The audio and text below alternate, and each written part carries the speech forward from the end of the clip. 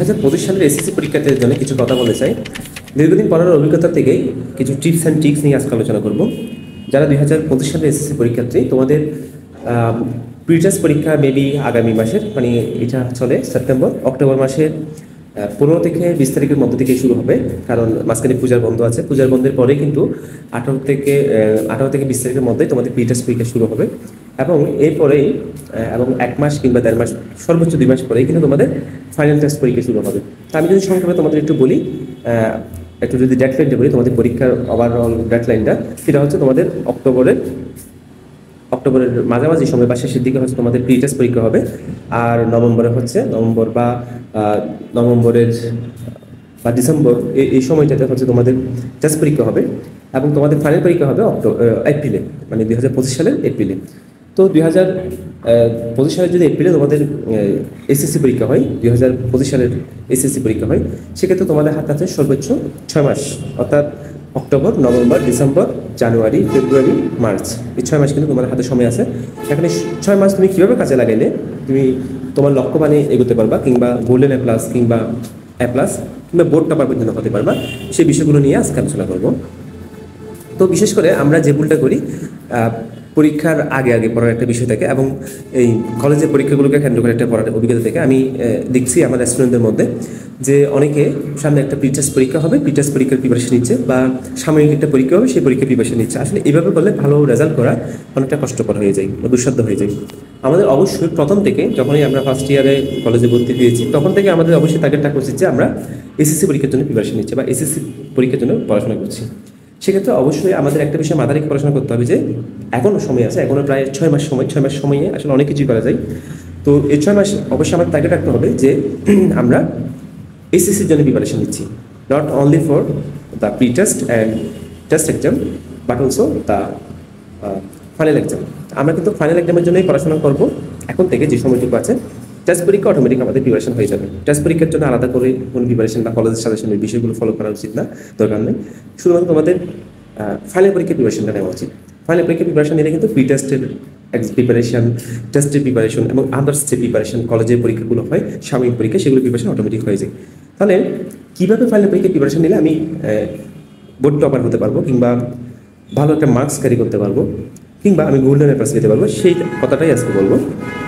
তো অবশ্যই তোমাদের আর সাপ্লিমেন্ট কিনতে হবে। এই সময় কিন্তু সাপ্লিমেন্ট সব অ্যাভেলেবেল হয়ে গেছে বাজারে।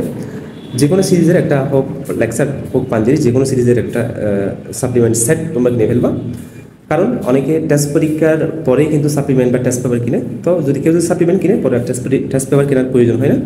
তোমরা চাইলে সাপ্লিমেন্ট অথবা টেস্ট পেপার নিতে পারো। তবে আমার সাজেশন হচ্ছে তোমরা যদি সাপ্লিমেন্ট নাও তাহলে বেটার হবে তোমাদের জন্য। সাপ্লিমেন্ট এখন কিন্তু অ্যাভেলেবেল বাজারে। সাপ্লিমেন্ট করলে দীর্ঘদিন ধরে সাপ্লিমেন্টগুলোকে করা যায় এবং কাজে লাগে বেশি, টাকাটা ভালো করে ইউটিলাইজড হয়।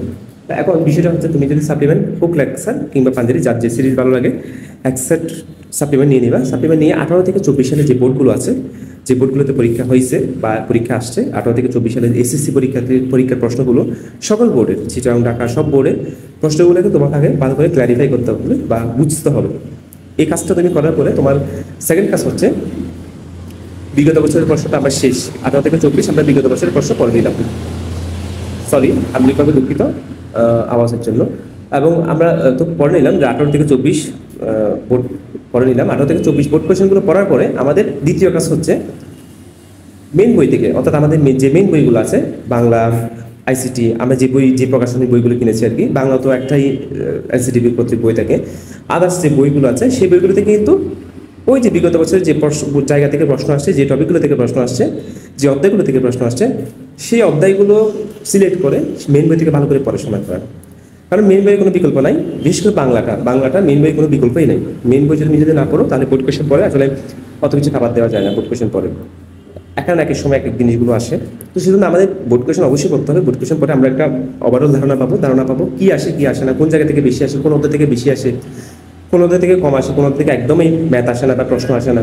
সেজন্য আমরা এই জিনিসটা বুঝে শুনে পড়াশোনা করে আমাদের বোর্ড কোয়েশন অনুসারে সেই টপিকগুলোকে সিলেক্ট করে সাপ্লিমেন্ট থেকে সেই প্রশ্নগুলো পড়ে তারপর আমাদের মেন বই থেকে সেই বিষয়গুলোই বারবার করতে হবে। অর্থাৎ মেন বই থেকে যে অধ্যায়গুলো থেকে বেশি আসে সেই অধ্যায়গুলো থেকেই ভালো করে পড়াশোনা করতে হবে। তাহলে আমি একটা পয়েন্ট বললাম, সেটা হচ্ছে 18 থেকে 24 সালের বোর্ড কোয়েশনগুলো পড়া। 2 নম্বর বিষয়টা বললাম মেন বই পড়া। মেন বই তাহলে কোনগুলো পড়বে? যে যে প্রকাশনী বই কিনেছো, যে কোনো একটা প্রকাশনী হলে হয়। অনেকে বলে এই প্রকাশনী ভালো, এই প্রকাশনী ভালো, সব প্রকাশনী ভালো, কোনো প্রকাশনী খারাপ না। বাজারের সবগুলো বই কাছাকাছি, মানে একটু এদিক সেদিক, সবগুলো প্রায় সেম। কিছু ভালো খারাপ, কিছু একটু এদিক সেদিক থাকে আর কি।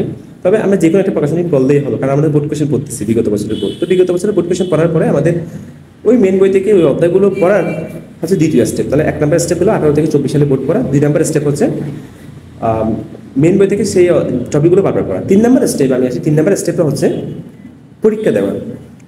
নিজে নিজে পরীক্ষা দিতে পারো, বা কোনো কোচিংয়ের সাহায্য নিয়ে পরীক্ষা দিতে পারো, কিংবা নিজে পরীক্ষা নিয়ে নিজের খাতা নিজে কেটে জাস্ট তুমি দেখতে পারো তোমার কোন জায়গায় ভুল হচ্ছে, তুমি কত নাম্বার পাচ্ছ, কোথায় তোমার সময় বেশি লাগতেছে পরীক্ষা দিতে, বা কোথায় তোমার কনফিউশন সৃষ্টি হচ্ছে। সেই কনফিউশন সৃষ্টি জায়গাগুলোকে আইডেন্টিফাই করে যেগুলো তুমি কম পারো বা কম বুঝো বা পরীক্ষা নাম্বার কম পাচ্ছ, সেগুলো বারবার পড়া। তোমাদের কাজ হচ্ছে সেটা বারবার পড়া, এবং সেই কনফিউশনগুলো ক্লিয়ার করেই 4 নাম্বার স্টেপ হচ্ছে আমাদের রিভাইজ দেওয়া।